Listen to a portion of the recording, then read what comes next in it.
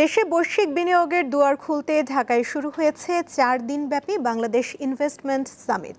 যুক্তরাষ্ট্র ও চীন সহ কমপক্ষে 40টি দেশের শীর্ষস্থানীয় বিনিয়োগকারী এই সম্মেলনে অংশ নিচ্ছেন। ঢাকায় হোটেল ইন্টারকন্টিনেন্টালে সকালে এই সম্মেলনের শুরু হয়। বাংলাদেশ বিনিয়োগ উন্নয়ন কর্তৃপক্ষ বিডা জানায়, সামাজিক যোগাযোগ মাধ্যম ফেসবুকের মূল প্রতিষ্ঠান মেটা, উবার, টেলিনর ও টয়োটার মতো অনেক প্রতিষ্ঠানের প্রতিনিধিরা অনুষ্ঠানে অংশ নেবেন। এছাড়া বিশ্বের বেশ কিছু বড় ভেঞ্চার ক্যাপিটাল কোম্পানিও আসছে সম্মেলনে। তাদের মধ্যে যুক্তরাষ্ট্র ভিত্তিক বি ক্যাপিটাল, মালয়েশিয়া ও হংকং ভিত্তিক গোবি পার্টনার্স, কনজাংশন ক্যাপিটাল ও মার্কোর মতো প্রতিষ্ঠানগুলো রয়েছে।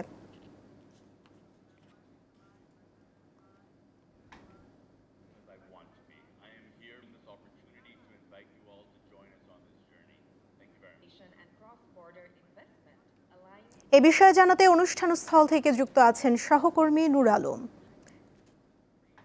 নূর, এখন পর্যন্ত কারা সম্মেলনে অংশ নিয়েছেন, আর বাংলাদেশে বিনিয়োগের সম্ভাবনা ও বাধা নিয়ে তাদের মন্তব্য কি?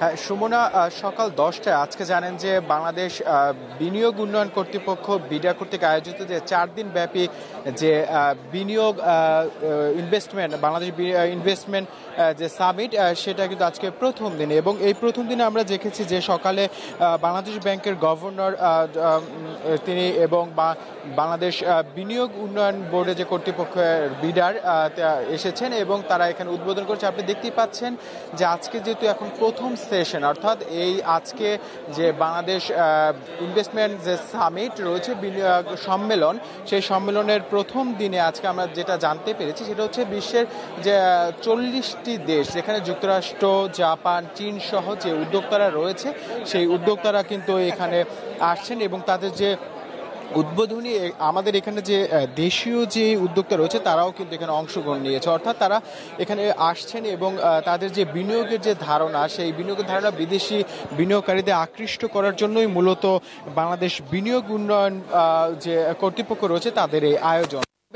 একটা বিষয় জানিয়ে রাখতে চাই, আগে আমাদের বাংলাদেশ ব্যাংকের গভর্নর তিনি বলেছেন প্রায় 800 থেকে 900 কোটি টাকার কিন্তু একটি ফান্ড গঠন করা হয়েছে, যে যারা উদ্যোক্তা রয়েছে তাদের সেই উদ্যোক্তার যে বিনিয়োগের জন্য। অর্থাৎ এই যে 800 এবং 900 কোটি টাকার যে ফান্ড রয়েছে, সেই ফান্ডের যে সেটা হচ্ছে বাণিজ্যিক ব্যাংকের মাধ্যমে কিন্তু আসলে সেই তাদের যে দেয়া হবে, ফান্ড বিলি করা হবে, যা অতি শীঘ্রই কিন্তু এ নিয়ে একটি প্রজ্ঞাপন জারি করার কথা বলেছেন। এবং আমরা যেটা বিনিয়োগ উন্নয়ন বোর্ডের বিডার যে চেয়ারম্যান, তিনি একটা বিষয় নিশ্চিত করেছেন যে আসলে বিদেশি যারা বিনিয়োগ আসবেন তাদের বিনিয়োগ সহজ করার জন্য আসলে যত রকমের কার্যক্রম সেটা কিন্তু হাতে নিবে সরকার এবং বিডা।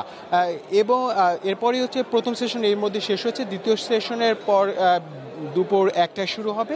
তারপরের মাধ্যমে কিন্তু বেশ কয়েকজন অংশগ্রহণ করবেন। এরপরে আসলে জানা যাবে আজকের সেশনের সর্বশেষ কার্যক্রম। সুমনা, ধন্যবাদ নূর।